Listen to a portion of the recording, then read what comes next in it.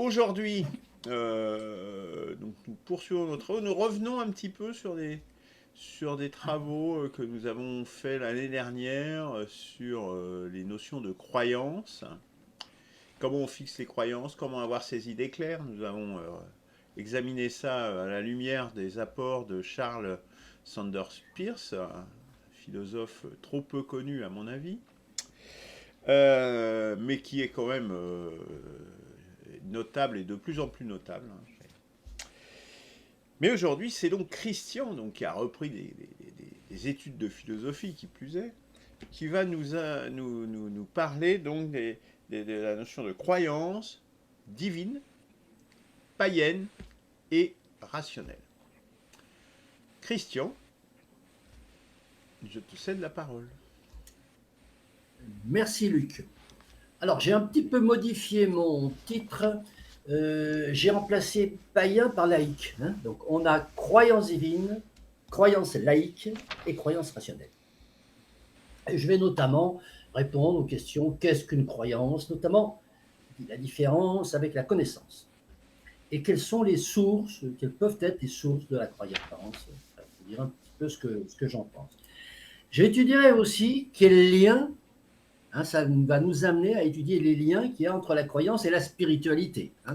D'où l'incidence sur notre objet, renouvellement spirituel, c'est-à-dire le renouvellement de la spiritualité, et au final, la question fondamentale, quels sont les liens réels entre croyance, spiritualité et religion.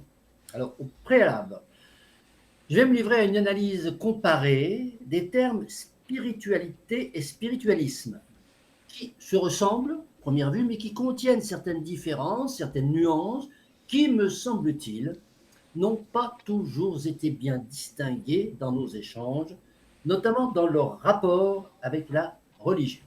Alors, tout d'abord, spiritualité.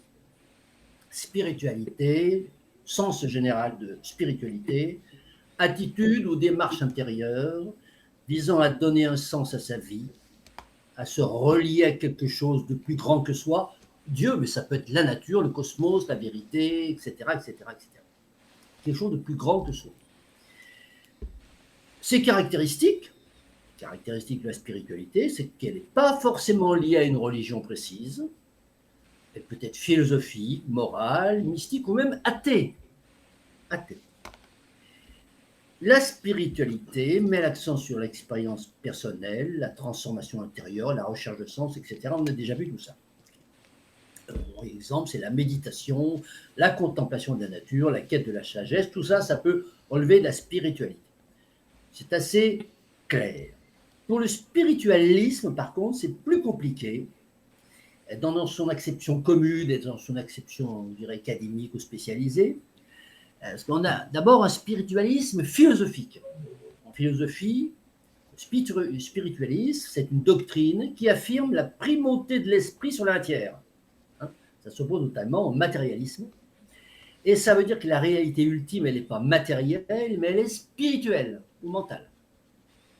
Ça s'oppose donc au matérialisme, qui lui affirme que tout est matière, notamment Leibniz ou la Métrie, et il affirme que l'âme humaine existe indépendamment, alors le spiritualisme affirme que l'âme humaine existe indépendamment du corps et peut survivre à la mort. Les deux penseurs, références du spiritualisme, c'est bien sûr Descartes, son dualisme, âme, corps, et puis plus proche de nous, Bergson, spiritualisme moderne. Alors le spiritualisme païen, ou laïque, c'est un spiritualisme des temps modernes qui vient surtout des États-Unis, de l'Europe, en tout cas après le 19e siècle, et qui désigne un mouvement qui croit à la possibilité de communiquer avec les esprits des morts à travers les médiums. Alors, on a déjà vu un petit peu ça, notamment avec Franck. C'est le courant qui a popularisé les séances de spiritisme et qui est qui a été surtout influencé par Allan Kardec, mais ça, Franck nous en a beaucoup parlé. Et puis, on a le spiritualisme, donc troisième type de spiritualisme religieux ou mystique, qui est une approche de spiritualité mettant l'accent sur la relation directe entre l'âme humaine et le divin, souvent sans passer par une institution religieuse formelle ou rigide. Ça. Ce spiritualisme-là, il est lié à une pratique ou à une croyance centrée sur le monde spirituel, souvent au-delà des religions traditionnelles. Alors, des exemples courants, des exemples de courants spiritualistes de type religieux ou de type mystique. Le soufisme, mystique de l'islam qui cherche l'union directe avec Dieu. La mystique chrétienne, l'extase, l'union avec Dieu par la prière, par l'extase, par l'amour divin. L'hindouisme, bon, je suis pas le mieux passé pour en parler, donc je cite simplement union de l'âme individuelle avec l'absolu. Le spiritualisme moderne du 19e siècle, le spiritisme, communication avec les esprits, et puis le New Age, dont on a parlé il y a déjà pas mal de temps, avec Didier, je crois, mélange de spiritualité, développement personnel, énergie, chakra, etc. Alors, quelle différence y a-t-il entre les courants spiritualistes religieux et la religion institutionnelle? Alors, dans la religion traditionnelle, on a des dogmes sacrés, des dogmes, textes sacrés. Le spiritualisme religieux, c'est une intuition, expérience personnelle. Religion traditionnelle, on a une hiérarchie, des prêtres, des églises. Spiritualisme religieux, on a une pratique personnelle, parfois en petits groupes. En religion traditionnelle, les rites, on a des rites formalisés. Dans le spiritualisme religieux, on a une méditation, prière libre, pratiques variées. La religion traditionnelle, on a une fidélité à une tradition. Dans le spiritualisme religieux, on a une approche souvent syncrétique, c'est-à-dire combinaison de plusieurs doctrines, et une posture ouverte. Alors, voyons maintenant le versus spiritualité et religion. Ce versus, cette mise en perspective ou cette opposition est fondamentale pour bien comprendre les différentes manières dont les gens vivent leur rapport au sacré, à Dieu, à l'âme, au sens de l'être. Et ça va nous amener petit à petit au concept de croyance. Donc, spiritualité versus religion, les grandes différences. Au niveau de la définition, la spiritualité, c'est quête personnelle de sens, de connexion sacrée ou à soi-même. Au niveau de la religion, c'est un système structuré de croyances, de rites, de dogmes et d'institutions. Pour ce qui concerne l'origine, spiritualité, c'est intérieur, intuitif, individuel. Dans la religion, c'est externe, c'est hérité d'une tradition, d'une communauté. Au niveau de l'objectif principal, pour la spiritualité, c'est l'éveil de la conscience, la transformation personnelle. Au niveau de la religion, c'est atteindre le salut, c'est obéir à une volonté divine, c'est vivre selon des règles. Pour ce qui concerne le rapport à Dieu, le rapport au divin, pour la spiritualité, c'est souvent personnel et direct. Dans la religion, c'est médiatisé par des textes, des dogmes, des prêtres, des imams. Au niveau des pratiques, pour la spiritualité, on a méditation, introspection, développement personnel. Au niveau de la religion, on a prières rituelles, sacrements, fêtes religieuses, jeûnes, etc. Au niveau de l'organisation, spiritualité, c'est non hiérarchique, c'est libre, c'est informel. Au niveau de la religion, c'est hiérarchisé, structuré, église, mosquée, temple, etc. Au niveau de l'ouverture, l'esprit, spiritualité, c'est pluraliste, peut combiner plusieurs traditions, syncrétisme, j'en ai déjà parlé. Au niveau de la religion, c'est exclusif. On suit généralement une seule vérité révélée. Et pour ce qui concerne l'évolution personnelle de l'individu, eh ben, la spiritualité, c'est central. C'est-à-dire que c'est relié à la conscience, au cœur, à l'âme. Dans la religion, c'est secondaire, c'est conditionné par l'observance des règles. En résumé, la spiritualité, c'est une démarche personnelle, souple, intérieure. Elle peut exister en dehors de toute religion. La religion, elle, c'est une structure collective, souvent liée à une tradition ancienne avec des règles et une communauté. Alors, peut-on être spirituel sans être religieux? On peut être religieux sans être spirituel, oui.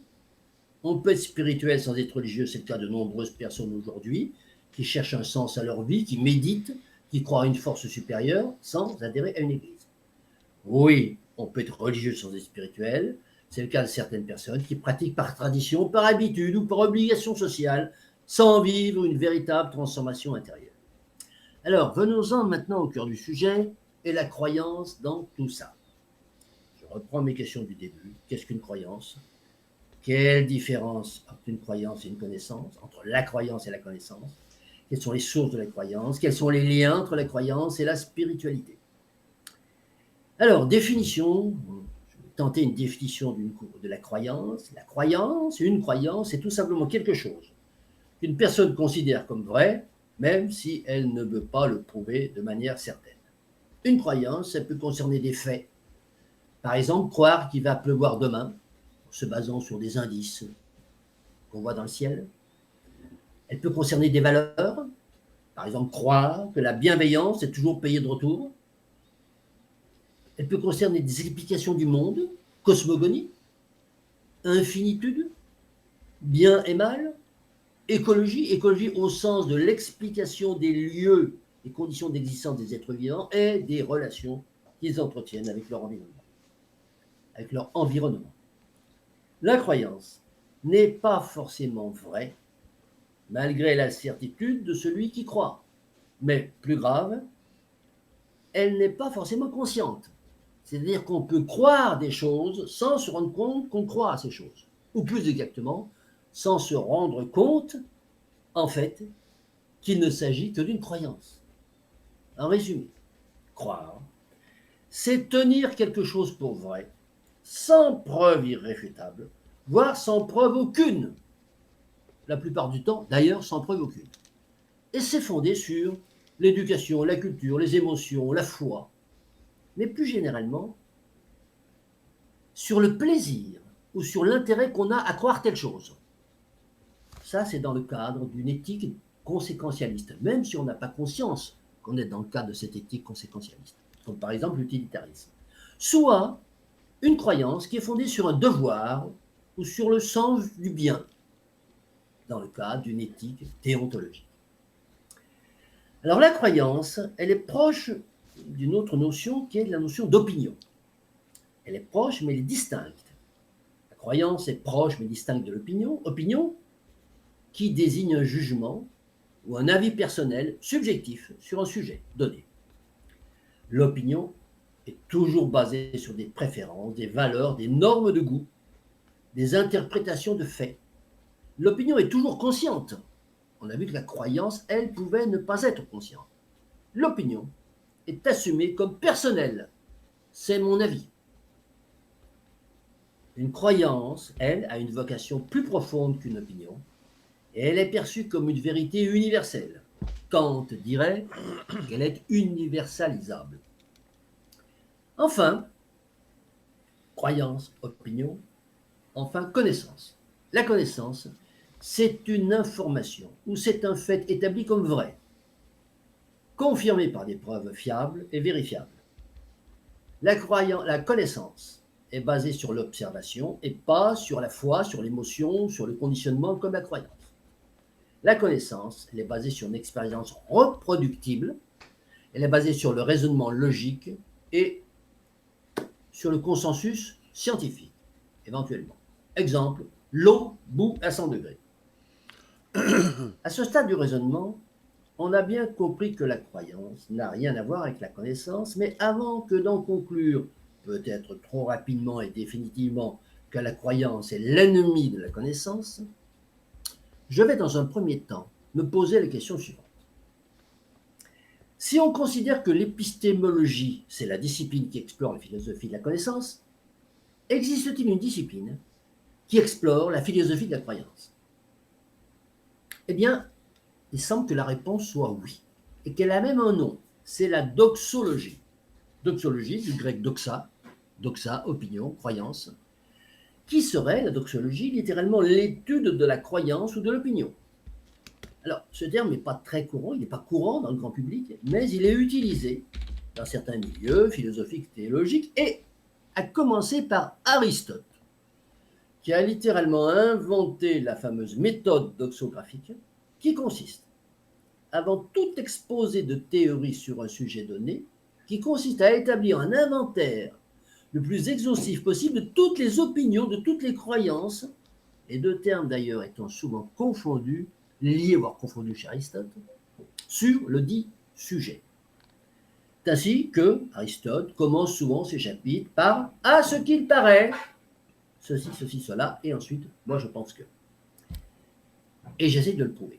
De ce point de vue, on peut donc dire que la croyance commune peut constituer un point de départ, une rampe de lancement vers la connaissance, et même qu'elle doit le faire. Si on veut, elle doit l'être, si on veut que la méthode de recherche soit féconde. On rappellera utilement à ce propos qu'Einstein a dit qu'un chercheur scientifique doit souvent partir d'une idée irrationnelle, définition qui ressemble à celle de la croyance, pour initier son travail de recherche. On voit donc qu'il n'est pas dans mon propos de discréditer totalement la croyance, mais tout simplement de préciser sa place et son rôle dans la chaîne qui mène à la connaissance. Mais cette croyance, d'où vient-elle? J'en viens aux origines. Quelles sont ses origines? Quelle sont sa source? Quelle est sa source? Pour ma part, j'en distingue trois. Comme indiqué dans mon titre, une source divine, une source laïque et une source rationnelle. Les trois n'étant naturellement pas exclusives les unes des autres. À voir. Alors, tout d'abord, la source divine. On en a déjà parlé. C'est la croyance apprise de Dieu, généralement par le canal didactique d'une institution religieuse et plus rarement par la communication directe. Les intéressés sauront reconnaître la catégorie dans laquelle ils doivent se ranger. Cette croyance divine, elle est en voie d'extinction, plus particulièrement pour ce qui concerne les trois monothéismes, les trois grands monothéismes.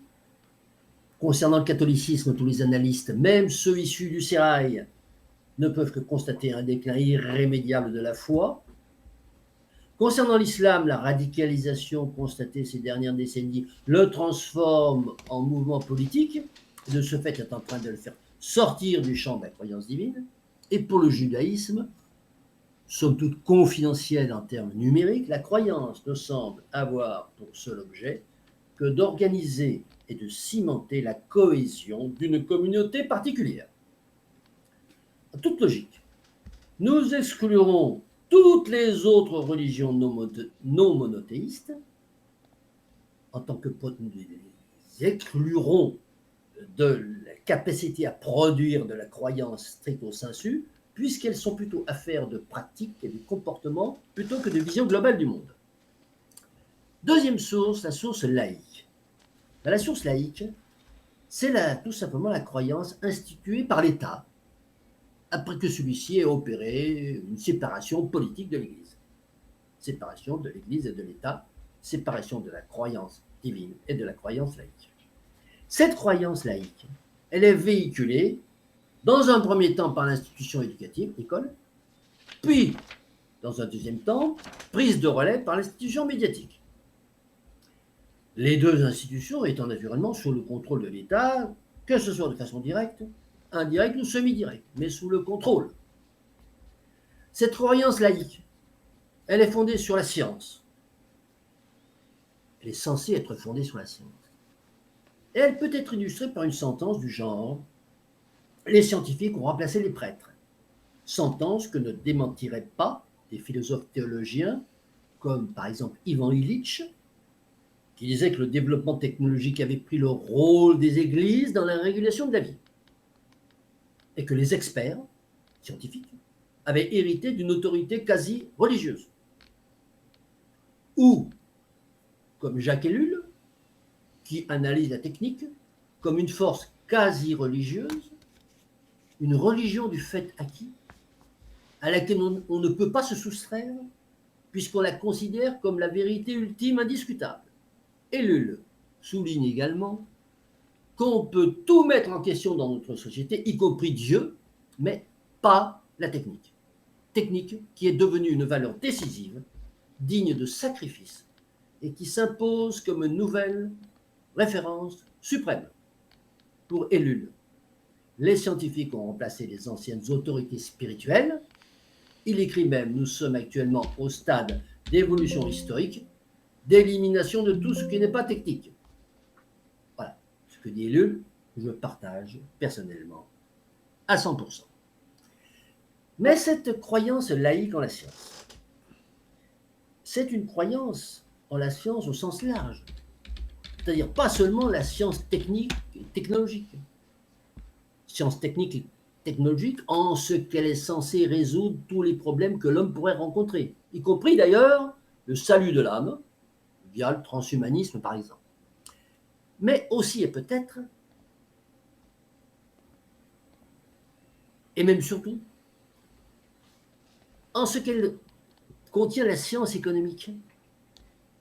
Et la science économique, c'est celle qui est censée apporter une sécurité matérielle et alimentaire durable, j'ai nommé la croissance. Concrètement donc, exit les croyances divines dans le paradis après la mort, puisque le paradis, il est définitivement possible sur Terre, et pendant la vie. Vie qui pourrait d'ailleurs devenir éternelle grâce à la science ultime. Paradis acquis grâce au PIB, garantissant le confort matériel, grâce à la médecine chimique et à la chirurgie robotique, garantissant la santé, grâce aux implantations prothésiques, garantissant une durabilité du squelette, et grâce à la nourriture artificielle, assurant la garantie alimentaire. Exit également les croyances divines explicatives de la complexité du monde, de la complexité de l'univers et du cosmos, puisque les énoncés scientifiques apportent une simplification définitive tout en rassurant par rapport aux zones d'ombre angoissantes que la croyance divine, malgré toute sa bonne volonté, n'avait pas su dissiper complètement. Eh bien, la science, elle a réussi cet exploit, ce miracle même, d'expliquer et de rassurer dans le même temps. D'un certain point de vue, c'est encore plus que la fin de l'histoire de Fukuyama, c'est tout simplement la fin de la croyance divine, remplacée purement et simplement par la croyance scientifique. Mais alors, une question se pose. Ce rapport inédit de l'individu à la science relève-t-il de la croyance ou de la connaissance? Ce que nous avons exposé précédemment à propos de la différence entre les deux notions de croyance et de connaissance devrait pouvoir nous guider. Une chose est sûre, c'est que les énoncés scientifiques sont présentés au grand public comme étant des certitudes, donc relevant de la connaissance et pas de la croyance. Même d'ailleurs les énoncés probabilistes, comme ceux relevant de la climatologie par exemple, sont présentés comme des certitudes, relevant sans équivoque de la connaissance et étant imposées comme telles par le réseau étatique médiatique. Alors en première analyse, cette confiance, alors à noter ce nouveau terme de confiance, sur lequel nous pourrons revenir éventuellement, notamment à propos de son rapport analogique croyance-confiance. Cette confiance en la science serait donc fondée sur de la connaissance et non sur de la croyance, en première analyse. Mais en seconde analyse, cette confiance pourrait bien être fondée sur une science non exacte, en tout cas une science non vérifiée, réfutable, voire carrément fausse. Et dans ce cas, alors, nous aurions bien affaire à une croyance. Alors, on va voir ça d'un peu plus près. Et on va se poser des questions. Question numéro 1. La croissance durable du PIB, qui est censée assurer la garantie matérielle, est-elle indubitablement prouvée, ou bien peut-elle être réfutée par des arguments scientifiques, concernant notamment la raréfaction des ressources naturelles finies, énergétiques et minérales? Autre question. Les dispositifs médicaux modernes qui sont censés garantir la sécurité sanitaire, les systèmes de production alimentaire modernes censés garantir la sécurité alimentaire, et ce pour une population de 10 milliards d'humains. Ces dispositifs peuvent-ils être mis en échec par des arguments de même nature scientifique? Point d'interrogation. La réponse est naturellement oui. Conclusion. La confiance en la science relève donc de la croyance et pas de la connaissance. Et comme toute croyance, elle peut fonder une religion. La question est donc posée. La confiance que nous constatons aujourd'hui chez les individus humains en la science est-elle une religion? Je vous laisse le soin d'y répondre par oui ou par non. Enfin, troisièmement, il existe peut-être une autre source possible de la croyance, c'est la raison. Ainsi, peut-on concevoir une croyance fondée sur la raison, qui ne soit pas une connaissance? Alors, ça semble contradictoire, en ce sens que la fonction même de la raison, c'est précisément de conduire à la connaissance. Eh bien, c'est Descartes qui va nous éclairer sur ce point, grâce notamment au discours de la méthode, qu'il a judicieusement sous-titré pour bien conduire sa raison et chercher la vérité dans les sciences, montrant ainsi que c'est la raison seule qui peut permettre de faire le tri et de voir clair dans le maquis de la science officielle. Alors, à son époque, 1637, Descartes visait naturellement la scolastique et son enseignement, qu'on pourrait utilement aujourd'hui comparer à tout cet ensemble de croyances laïques que je viens de décrire. Mais à ce stade du raisonnement, une nouvelle question se pose. Utiliser sa raison, c'est bien joli, mais comment faire pour ceux qui n'en possèdent pas, qui n'ont pas de raison, qui ne possèdent pas la raison? Alors, la réponse de Descartes sur ce point est sans équivoque, et elle apparaît dès la première ligne du discours de la méthode. Le bon sens est la chose du monde la mieux partagée, car chacun pense en être si bien pourvu que ceux-mêmes qui sont les plus difficiles à contenter en toute autre chose n'ont point coutume d'en désirer plus. Ça signifie, en termes clairs, que la raison, elle est présente chez tous les individus, que tous les individus ont conscience qu'ils la possèdent, ils savent qu'ils la possèdent, et qu'aucun ne considère qu'il ne lui en faudrait plus. On va passer sur le côté ironique de cette merveilleuse phrase, de cette magistrale phrase, je dirais même, et on va retenir simplement le fait qu'il n'est pas douteux que tout homme est doté de raison. Et pour reprendre un débat récent, je dirais même qu'on peut considérer que c'est tout simplement le propre de l'homme. Bref, voici donc un premier point élucidé. Tout homme est doté de raison. Alors dans ce cas, comment se fait-il qu'il ne puisse distinguer ce qui relève de la croyance et ce qui relève de la connaissance, dans la somme des informations qu'il reçoit et qu'il ingurgite?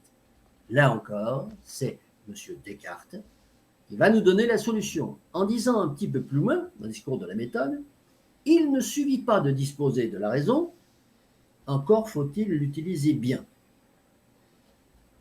D'accord. Alors comment faire? Eh bien, c'est la méthode. Et cette méthode, elle est basée sur quoi?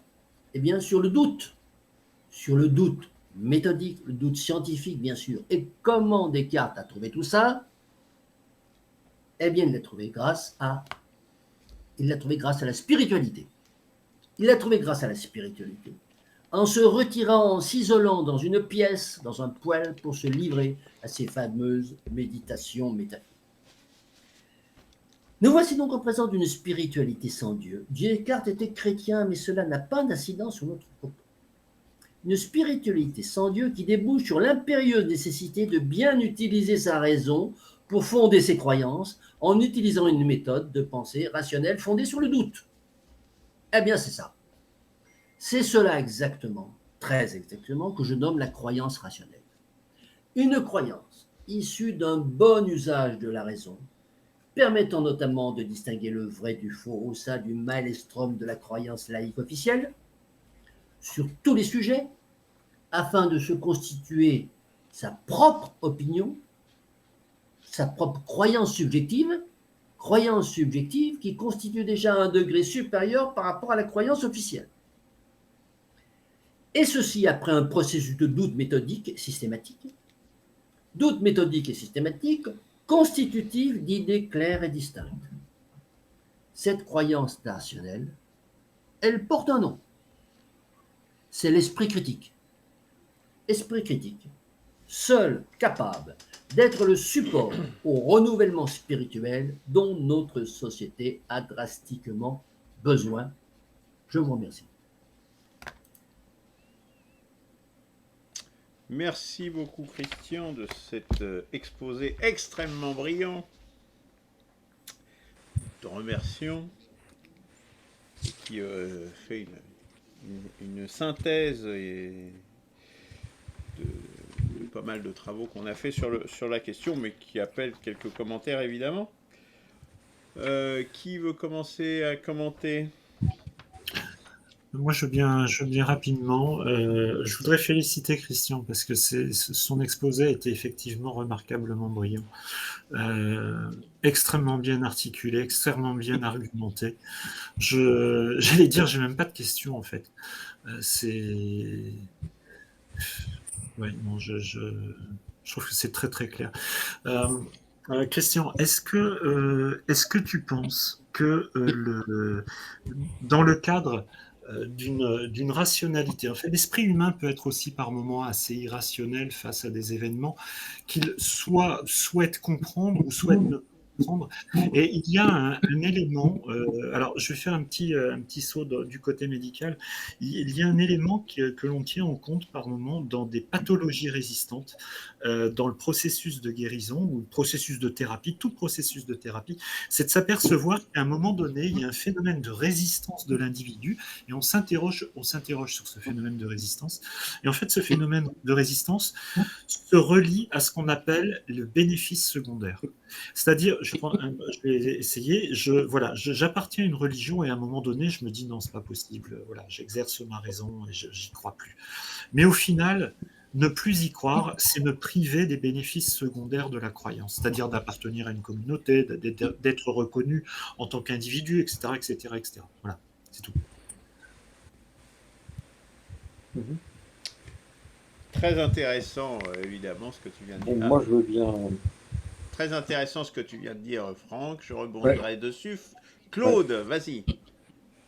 Alors, Christian, merci pour ton exposé. Je retrouve toujours ta rigueur de pensée, que j'aime beaucoup, mais qui me semble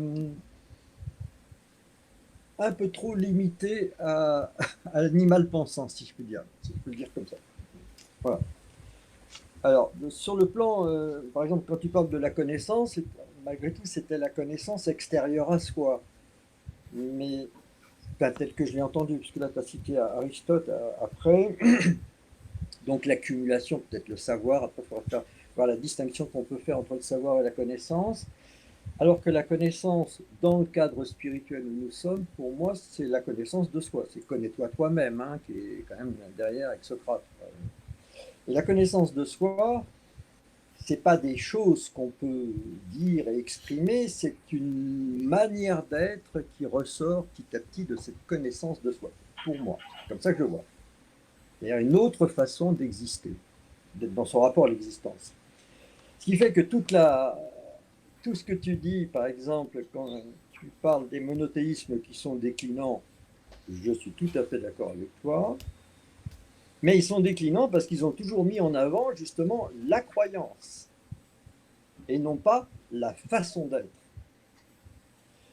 C'est ça le problème de l'homme aussi, c'est qu'il s'attache à une croyance, il s'enferme dans une croyance, elle est un peu bousculée peut-être dans le domaine de la spiritualité, mais elle est toujours répétée et répétée dans le domaine religieux. Tu as bien fait la distinction d'ailleurs, à mon avis, entre les deux. Mais c'est pas ça le fond de l'affaire. C'est bien ça pour ça qu'il y a la révélation d'Arès le signe qui arrive, qui va dire, mais ce que je vous ai dit, c'est pas ça. C'est changer votre manière d'être, peu importe ce que vous croyez, que vous soyez athée, agnostique, que vous soyez ce que vous voulez, bouddhiste, tout ce que vous voulez, c'est pas le problème. C'est changer votre rapport à l'autre. Commencez à l'aimer. Et c'est ça l'amour, vraiment, l'amour, c'est une manière d'être. C'est pardonner, c'est concrètement, véritablement, dépasser les choses, c'est faire la paix, c'est se libérer de ses préjugés, c'est éviter le jugement, parce qu'on n'est pas forcément une référence, etc. Donc là, il y a une manière d'être qui, pour moi, est la véritable spiritualité, quel que soit ce que les hommes peuvent croire. Donc on sort du domaine de la croyance, hein, on est dans l'existentiel, à mon avis. Et là, ça n'a pas été tout à fait vu dans ton exposé, à mon sens. Par exemple, bon, tu parles de Descartes, moi j'aime beaucoup Descartes, j'avais fait un petit travail sur Descartes à une époque. Il ne faut pas oublier que la nuit du poil, il a une sorte d'expérience mystique, hein, la nuit du poil. Hein. Il est illuminé, hein, il y a quelque chose de l'ordre de l'illumination. Ah oui, oui, il pète un câble, on va dire, entre guillemets, en langage commun, mais il y a une véritable illumination et le discours de la méthode va sortir aussi de ça. Hein. Donc il y a un lien avec une certaine forme de transcendance. faut pas oublier que Descartes a écrit aussi des méditations métaphysiques, hein, enfin des choses qui sont... c'est incroyable quand même. Mais ce n'est pas le fond de l'affaire.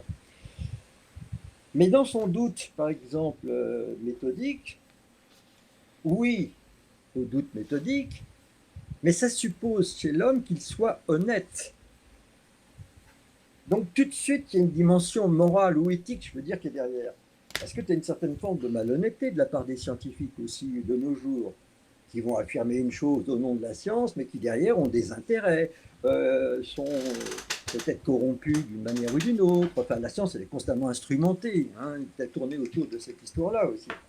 Donc, s'il y a, effectivement, si on fait comme Descartes, avec un véritable doute méthodique, mais c'est très compliqué ce doute-là, parce que si ce doute va aller chercher dans nos préjugés, qui sont tout au fond de nous, qu'on a appris quand on était gamin, etc., ben, il y a beaucoup de mal, quoi.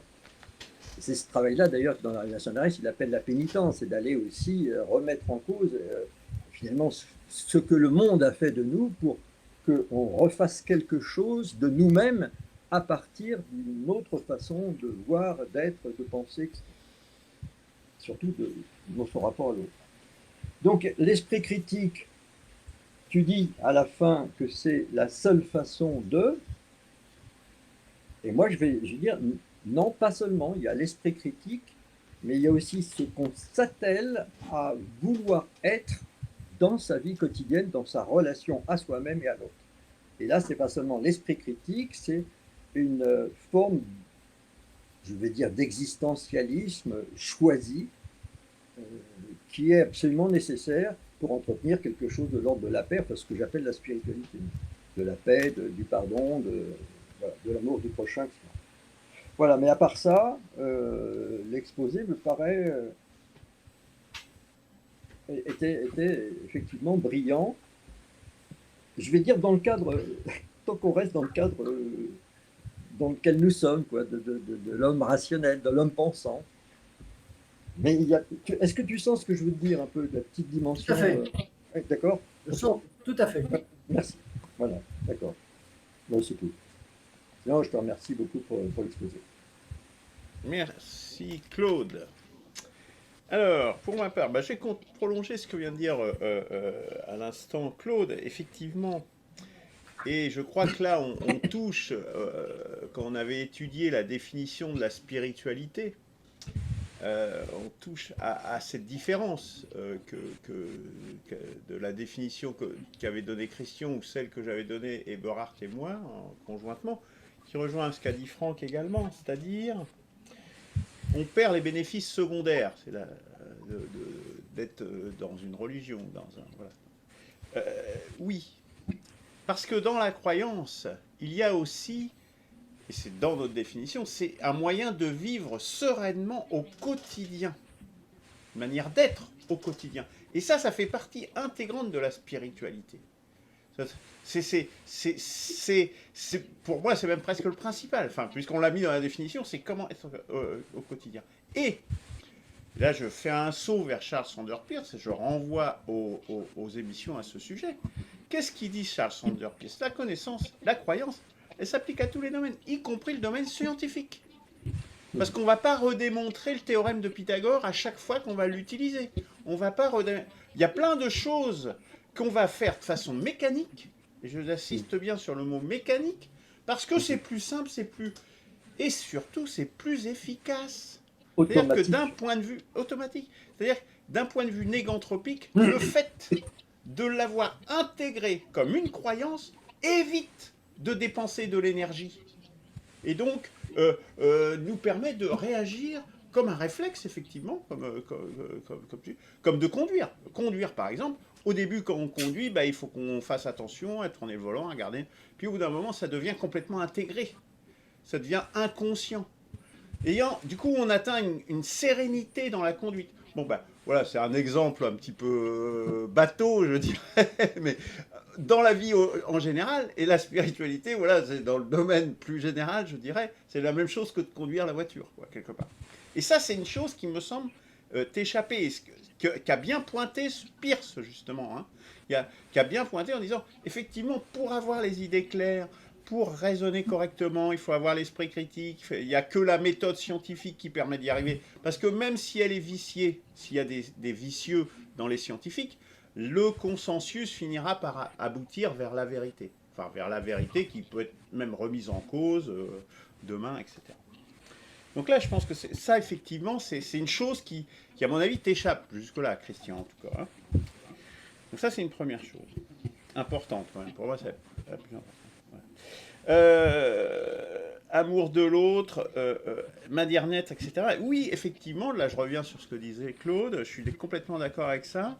Il faut qu'on arrive à dépasser, c'est, je pense, vraiment ce qu'on a là aujourd'hui, hein, c'est à dépasser cette notion de domination qui nous vient, je pense, beaucoup du néolithique. Ça ne veut pas dire que la fin des confrontations, etc. Hein, ça ne veut pas dire ça. C'est vraiment la fin de la domination. Hein, c'est quand même autre chose. C'est un système social qui est mis en place. La fin de la domination pour aller vers une certaine maturité de l'humanité, justement.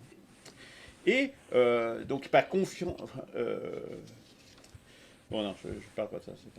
Voilà, ça me semble tout à fait important pour la période actuelle, pour le renouvellement spirituel. Tu dis aussi, sur la raison, la spiritualité de Descartes a permis, c'est la spiritualité qui a permis de déboucher là-dessus. Je suis complètement d'accord. Là, vraiment, moi aussi, je l'ai constaté, moi qui n'étais pas du tout un spiritualiste préalablement, on s'aperçoit que quand tu passes au niveau spirituel, il y a plein de choses qui s'éclairent, qui deviennent très simples. Et moi, je l'ai même modélisé, puisqu'en informatique, moi qui suis informaticien, on modélise ça par ce qu'on appelle les niveaux de modélisation. Moi, je suis un architecte, je fais des niveaux de modélisation. Et en fait, on passe d'un niveau des objets, au niveau des plans, au niveau des méthodes, etc., au niveau de la science. À chaque fois, c'est le niveau méta, d'un autre méta, c'est-à-dire ce qui décrit la structure du niveau inférieur. Ce n'est pas simplement un mécanisme d'abstraction, c'est vraiment le mécanisme de description de la structure du niveau inférieur. Et le niveau de la physique, ben, le niveau supérieur, c'est le niveau métaphysique, justement, le niveau de la spiritualité. Et c'est ce qui permet, justement, de choses qui étaient compliquées, embrouillées à un certain niveau, que tu t'arrives, clac, tout de suite, ça devient vachement clair quand tu passes au niveau supérieur. C'est vrai entre les différents niveaux. Hein. Et donc, ça explique cette raison exactement. Et moi, c'est ce que j'ai constaté dans les cadres des travaux du CDRS, d'ailleurs. J'ai déjà eu l'occasion d'en parler. Et ce que tu décris de Descartes, ça confirme ça, en fait. Ça, c'est vraiment faire un pattern, on pourrait dire. Dans l'informatique, on parle de modèle, de pattern, justement, de bonnes pratiques, etc. Ça semble être... C'est un pattern, je dirais. Alors, autre chose importante qu'on a pointé aussi, limite de la science, limite de la raison, on a pointé au moment où j'avais présenté Charles Sanders Peirce également, c'est que depuis Charles Sanders Peirce et depuis les marxistes, hein, qui avaient un petit peu la même option à l'époque, à la fin du 19e siècle, ils disaient, au fait, il n'y a aucune raison que la raison ne permette pas de tout expliquer et qu'on arrive en fait à découvrir la vérité à peu près sur tout. Et puis arrivé derrière, notamment, ces deux exemples vraiment que je cite, la physique quantique et la théorie de la relativité d'Einstein, qui a montré que notre connaissance est limitée, ne serait-ce que dans les règles de la connaissance physique elle-même, par la limite de la vitesse de la lumière, d'une part, et de l'autre part, par le fait que les objets que l'on manipule sont de la même taille que ceux qu'on observe. Donc on ne peut pas abstraire l'observateur des objets qu'on est en train d'observer, c'est-à-dire des photons, des électrons, etc. Ces deux choses font qu'on a une limite, on bute à des limites de notre possibilité de connaissance. Et ça, c'est des limites physiques, c'est-à-dire qu'on sait qu'on est bloqué là. Hein. Il y a le mur de Planck. Comment ? Il y a le mur de Planck. Ah, voilà. Après, j'ai cité que ces deux exemples-là. Hein. Mais depuis, on sait qu'on a plein de problèmes, en fait. Que par le raisonnement, on se dit, ah merde, là, on ne saura jamais après. Bon, après, il y a le mur de Planck, c'est un autre... Voilà.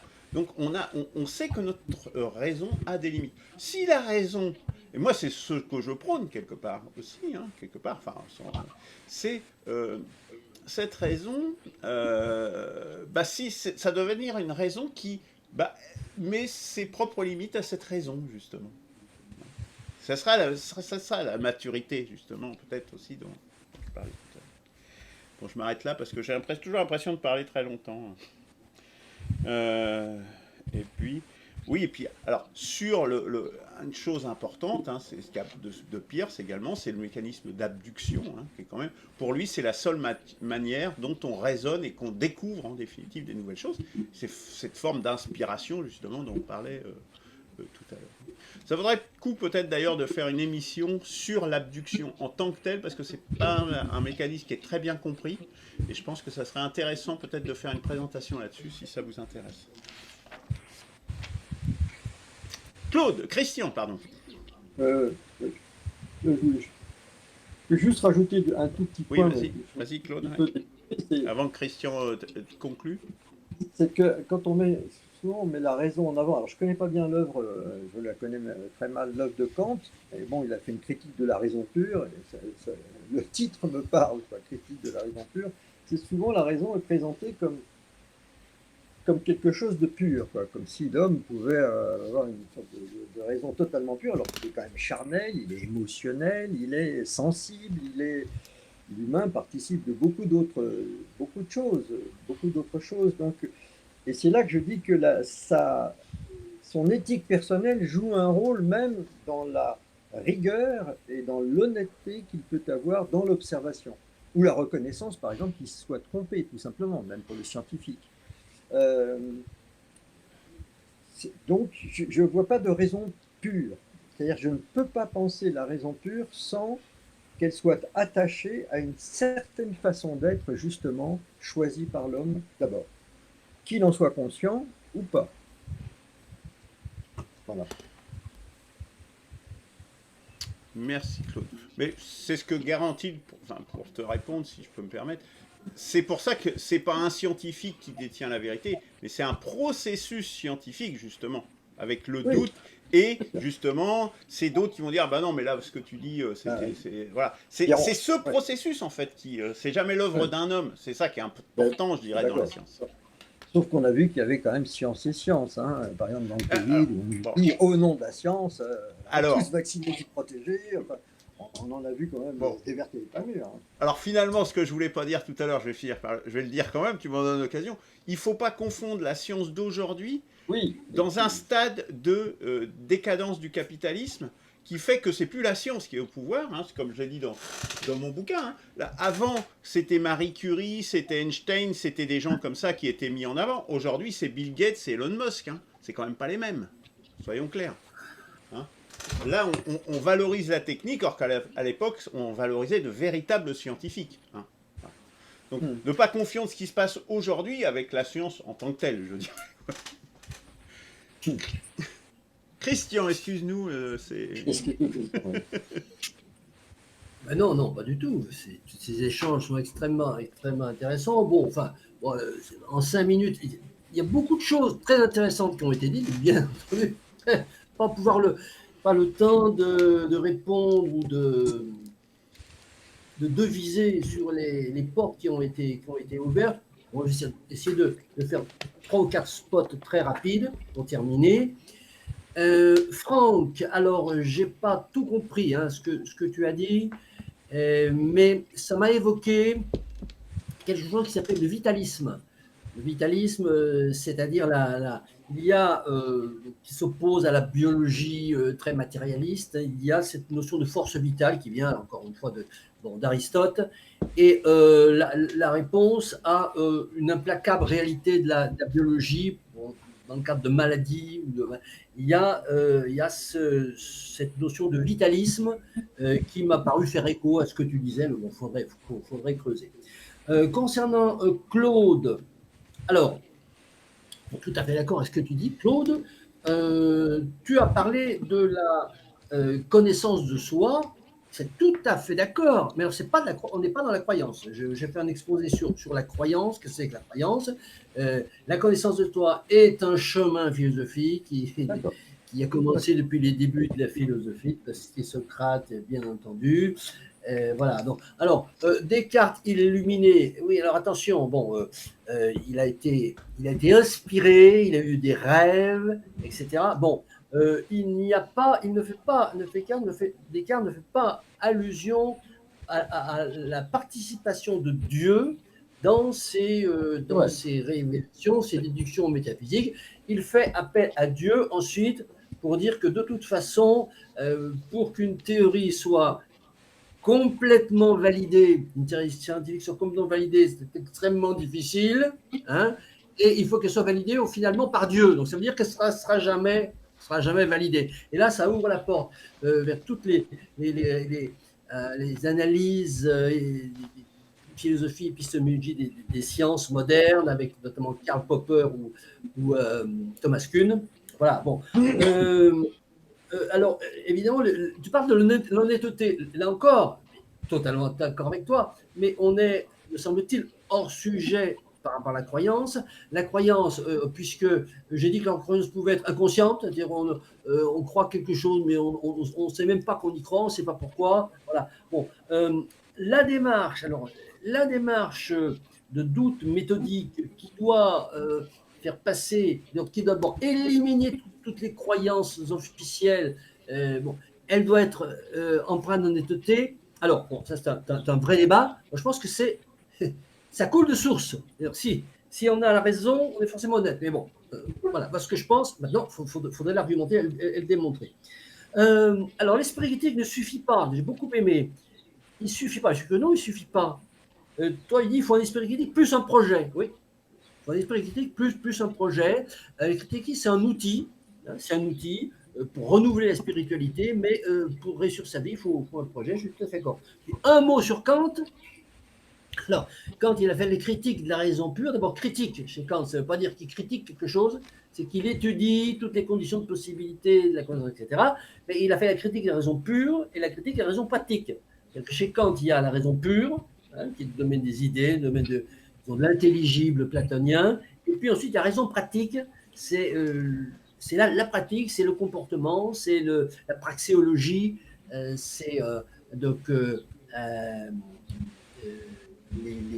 les actions courantes. Ensuite, Luc, oui, bah, je suis d'accord avec tout ce que tu dis. Alors, sauf quand tu dis que tu défends la croyance. Alors, bon, tu as compris que moi, la croyance, pour moi, c'est un ennemi. Toi, tu dis la croyance, si j'ai bien compris, hein, bon, la croyance, non, elle sert à quelque chose, elle est efficace, et parce que ça permet d'avancer. Oui, alors c'est ce que dit Karl Popper, il appelle ça les conventionnalistes.